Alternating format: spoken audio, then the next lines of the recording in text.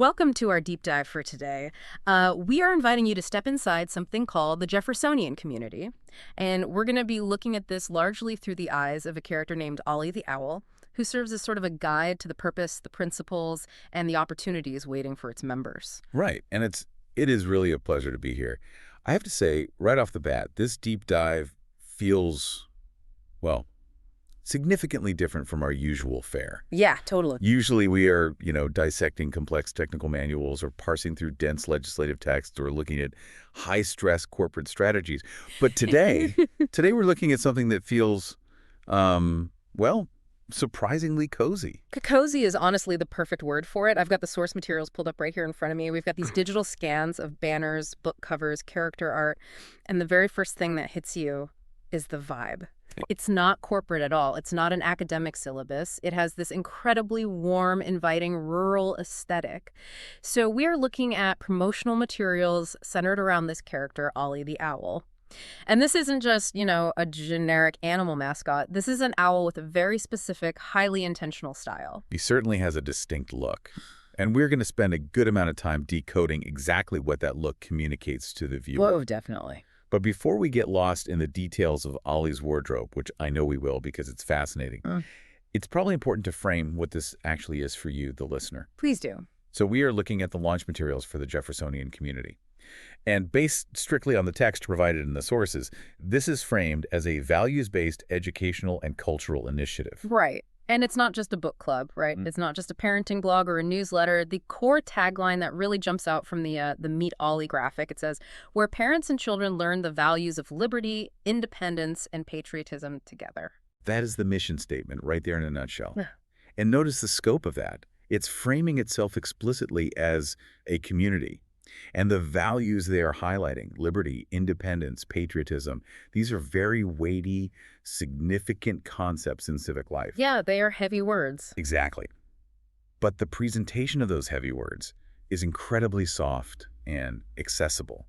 It's a juxtaposition that really caught my attention when reviewing these materials. It's interesting you mentioned the presentation because that's really the first thing I want to unpack. The visual identity here is doing a massive amount of heavy lifting. For the listener who obviously can't see the images we have in front of us, let's try to paint a picture. I think that's a great idea. Go for it. Okay, so imagine a classic, idyllic American rural landscape. We're talking rolling hills in the background, this warm golden sunlight filtering down, green grass everywhere. And right in the foreground, taking up most of the frame, we have this wooden structure. It's a porch. A very traditional-looking porch. Exactly. And sitting right there in a big, sturdy wooden rocking chair is Ollie. Describe Ollie for us, because he really is the anchor of this entire visual language they've built. He is, he's adorable, frankly. He's a large brown owl, but he's anthropomorphized, so he's dressed up like a person. Right. And specifically, he's dressed like, I don't know, your favorite grandpa who spends his weekends out in the wood shop or something. He's wearing a red and black plaid flannel shirt. He's got blue jeans on, and the cuffs are rolled up a bit, revealing these casual, sturdy brown shoes. He's also got these big, thick, black-rimmed circular glasses that make him look very intellectual but still super friendly. And he's topping the whole outfit off with a green baseball cap. The semiotics, the symbols they've chosen to use here, are quite deliberate and actually very powerful. Let's break that down a little bit. Let's do it. So the plaid flannel shirt, that is a near universal signifier in American culture for working class or rural or just generally outdoorsy. It separates him immediately and visually from the urban elite or the corporate world. Right, he isn't wearing a suit and tie. No, and he isn't wearing a pristine lab coat or a tech bro vest. He is wearing the uniform of the common man, perhaps a farmer or a local craftsman. It signals reliability and unpretentiousness. It feels very timeless, too. Plaid never really goes out of style because it's inherently functional. Oh, and I forgot to mention, he's holding a white coffee mug with an American flag printed on it. He just looks like he's settling in for a long chat. That mug is actually doing double duty in the image. First, obviously, the American flag reinforces that patriotic theme explicitly mentioned in the text. He's pretty on the nose. It's not subtle, no, but it's integrated naturally into the scene. It's just his morning coffee mug. But secondly, and I think more importantly, consider the physical act of holding a mug while sitting in a rocking chair. When do you actually sit in a rocking chair with a hot mug of coffee? When I have plenty of time, when I'm totally relaxing. Definitely not on a Tuesday morning when I'm running around trying to get things organized and checking emails with one hand while holding my keys in the other. Exactly. It signals leisure.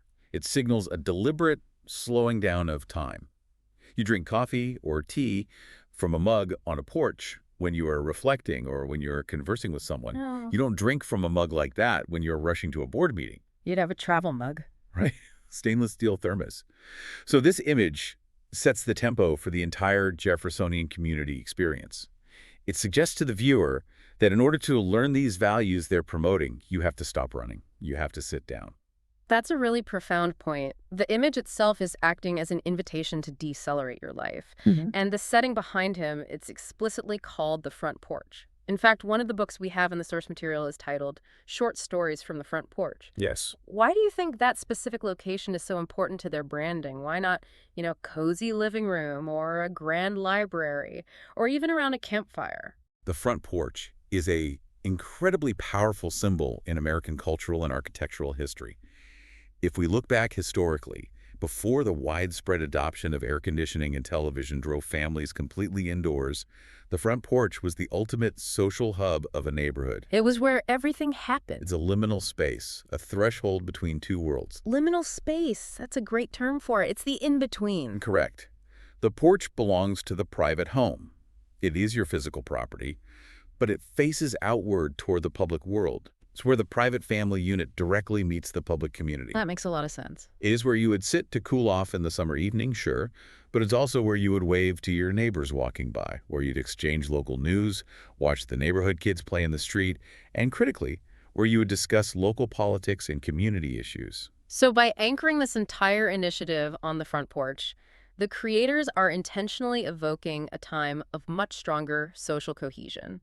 Yes, they are suggesting that the real meaningful learning happens in this relaxed, interpersonal, semi-public space, not in a rigid, sterile classroom environment. It implies that these conversations about liberty and civic values should naturally be happening in the open air, between neighbors and family members. It's highly nostalgic for sure. It feels like a collective memory of a simpler time, even if we didn't personally live through it. And looking closely at the background of the main image, we see a white church steeple poking up through the trees, and what looks like a classic red schoolhouse or maybe a town hall in the distance. Those are the classic tillers of the traditional American community: faith, education, and civic engagement. And bringing all these visual elements together ties directly back to the very name they chose, Jeffersonian. I really wanted to ask you about that. Why Jeffersonian? Because that's a very specific historical flag to plant in the ground for a modern community project. It is. So, historically, Thomas Jefferson championed a very specific vision for the United States, the vision of an agrarian republic. He believed deeply that the ideal citizen was what was called the yeoman farmer. Meaning someone who works their own land. Exactly. Someone who owned their own small piece of land, was entirely self-sufficient, and was educated enough to actively and intelligently participate in a democratic system. Jefferson was highly skeptical of large, crowded, industrialized cities and centralized power structures. He favored the local over the national. Yes, he believed that true civic virtue was found in the soil and in the dynamics of the small, tight-knit community. So when these promotional materials use this rural imagery, the wooden fences, the blooming flowers, the green hills, they are visually calling back to that Jeffersonian ideal of the countryside as the absolute heart of American virtue. You've hit the nail on the head. It aligns perfectly with the core values listed on the banner: liberty and independence. The farmer standing on his own land, or in this case the owl sitting on his own porch, is the ultimate symbol of independence. He answers to no one but the law and his own conscience. That's a great transition to talk about who exactly is supposed to be sitting on this porch with Ollie, because the text on the welcome banner is really specific about their target audience. It explicitly says, for parents, grandparents, children, and grandchildren. This is, in my analysis of the sources, one of the most unique and strategic aspects of this entire material. How so? Well, think about modern education or modern entertainment. We are usually dealing with a highly segmented landscape. Market segmentation is the absolute norm. Yeah. You have dedicated content for toddlers, completely separate content for teens, and separate content for adults, and they almost never overlap in any meaningful way. Oh, absolutely. I see it all the time. The kids will watch their specific shows on their tablets with headphones on, and the adults will watch a completely different prestige drama on the main TV or read their own books. We might technically be sitting in the same room, but we aren't consuming the same media at all. Right, but this initiative actively disrupts that modern siloed model. It explicitly invites the grandparents into the educational equation. It pairs children and grandchildren with the older generations. Skipping the traditional school dynamic altogether. Yes, this implies a deliberate focus on the intergenerational transfer of knowledge.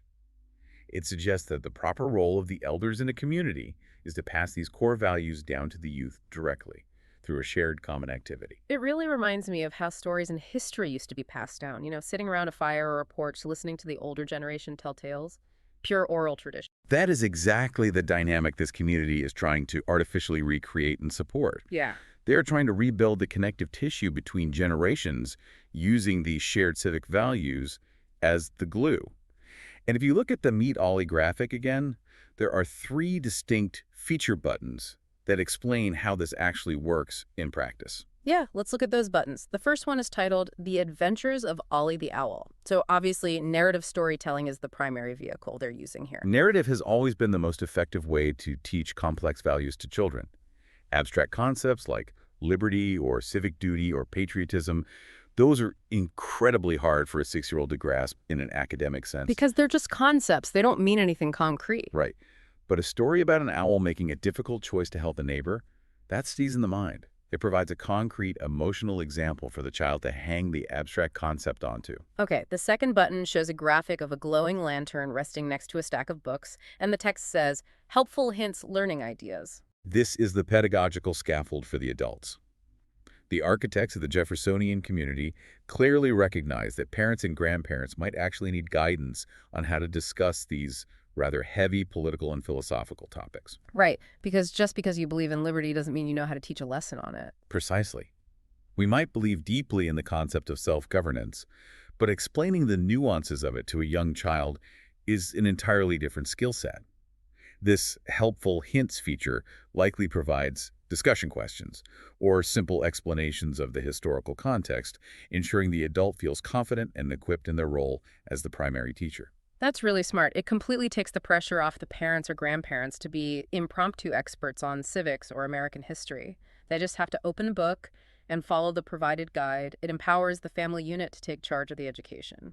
And the third feature button we see is patriotic fun for all ages, which is appropriately illustrated with waving American flags. Fun seems to be the operative word there. It absolutely is. This button solidifies the cultural and active component of the curriculum. It implies that this isn't just about reading ethics, it's about participating in American ethics. It implies physical activities that celebrate the national identity, which reinforces that crucial sense of belonging to a larger whole. It moves the lesson out of the head and into the hands. Exactly. Maybe it involves historical crafts, maybe it involves singing traditional songs or organizing community events. But the key is that it's an active, shared experience rather than just passive reading. Which brings us perfectly to the actual content of the stories themselves. We have the cover art for the book right here, Short Stories from the Front Porch, and the subtitle underneath is really fascinating to me. Timeless Lessons on Self-Governance. Self-governance. Now, that is a phrase you do not often see splashed across the cover of children's literature. Not at all. Usually it's something like sharing is caring or learning to be a good friend. Self-governance sounds like a term you'd find in a university political science syllabus. It sounds like something drafted in a constitutional convention. It is a highly academic term, but it is also the absolute foundational concept of the entire American political experiment. The radical idea of the founding was that in a truly free society, public order is not maintained by a standing army or a policeman stationed on every street corner. Right. Rather, order is maintained by the citizens actively controlling and governing themselves from within. So it's the contrast between internal control and external control. Precisely. If you want to live in a society with maximum civic liberty, where the government generally leaves you alone to live your life, you fundamentally need a citizenry that possesses maximum personal self-control. They have to govern their own impulses, respect property, and manage their own affairs responsibly. So how on earth do they break a concept like that down for, an 8-year-old. The back cover of the book gives us a big clue. It lists 4 specific bullet points that summarize the core themes of the stories.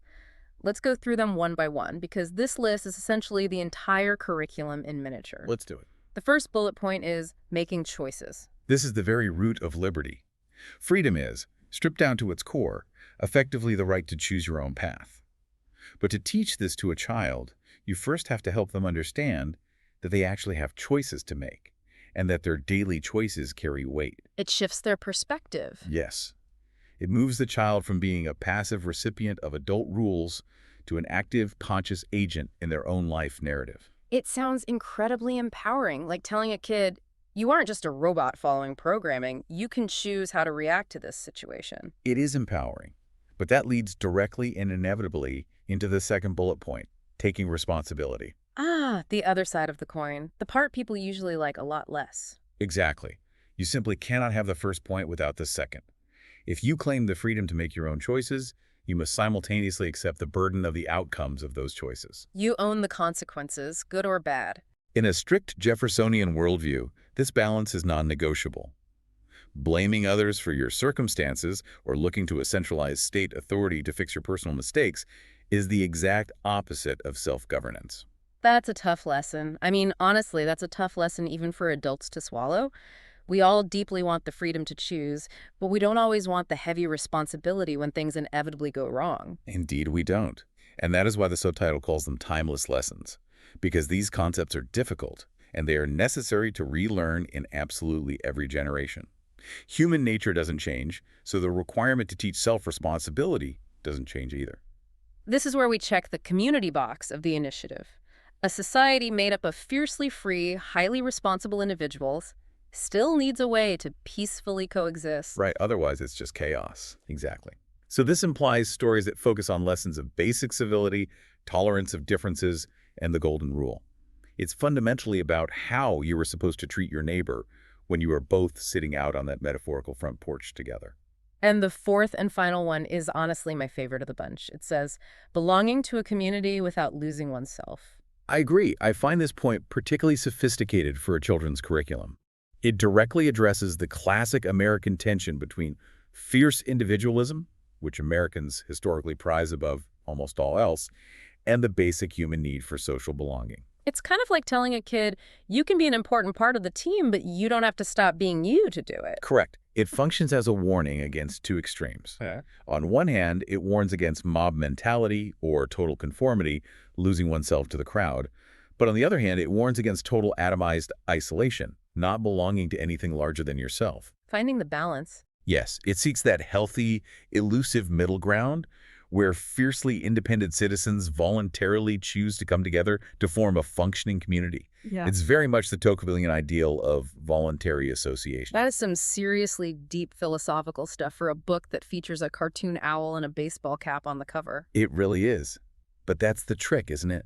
Packaging deep, foundational civic philosophy inside warm, accessible, visually appealing stories. And the promotional text explicitly describes these as gentle stories. It says they're written in the spirit of America's founding. Gentle is a very calculated and important word choice there. It serves to assure the prospective parents or grandparents that this isn't some kind of harsh, militant indoctrination. It's not angry political rhetoric. It's soothing. Yes, it perfectly matches the front porch visual vibe we discussed earlier. Relaxed, safe, warm, and inviting. It suggests that they rely on the power of attraction rather than the power of coercion to teach these foundational values. I noticed on the main welcome banner, there's a specific quote positioned down at the bottom that seems to summarize their whole ethos. It says, movements endure when communities lead. In my reading of the source material, that single sentence is the philosophical thesis of the entire Jeffersonian Community project. Let's break that down for the listener. Movements endure when communities lead. What does that actually mean in the context of this curriculum? It suggests a very specific theory of social change. It argues that top-down change-meaning laws passed by Congress, executive mandates from a president, or sweeping federal court decisions is inherently fragile. Because what one administration does, the next can just undo. Exactly. Top-down change can be easily overturned. It can be fiercely resented by the populace, but change or culture that is rooted organically in the community, in the daily habits, traditions, and shared values of local families and neighbors, that kind of culture is incredibly durable.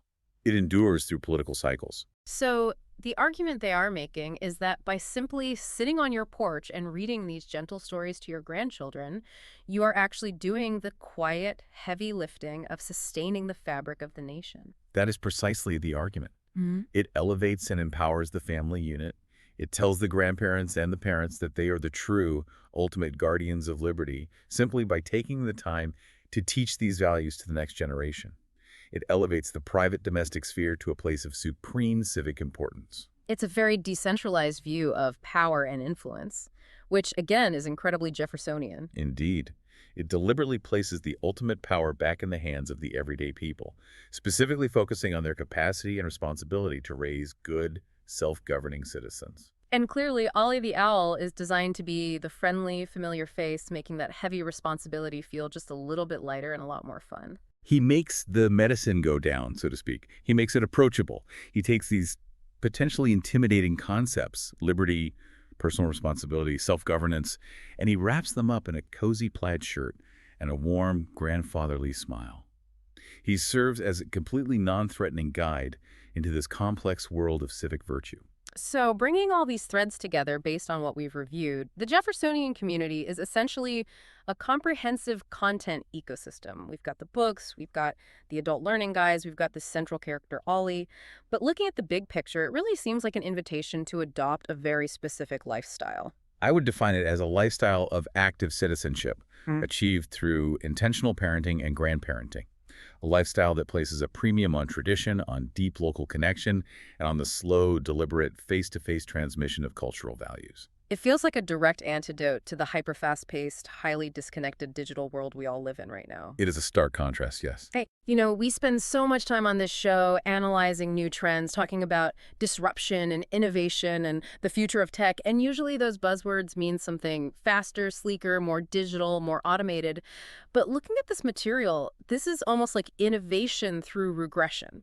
That's an excellent way to phrase it. It's going back to something very old and very traditional to try and solve a very modern problem of disconnection. It's looking backward to figure out how to move forward.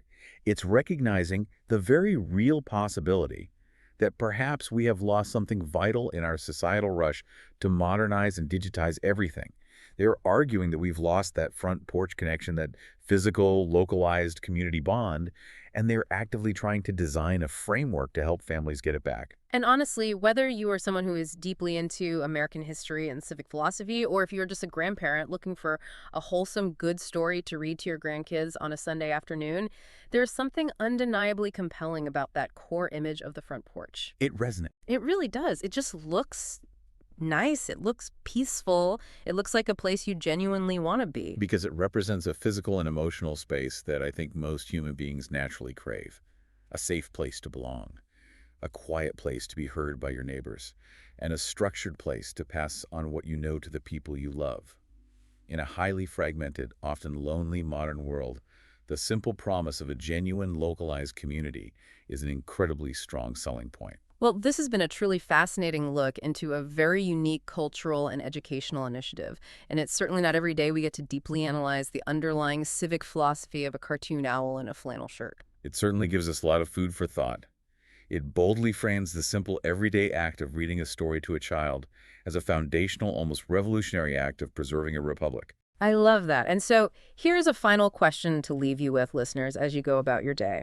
In a world that constantly feels increasingly sped up, automated, and digitally isolated, can we actually reclaim the concept of the front porch?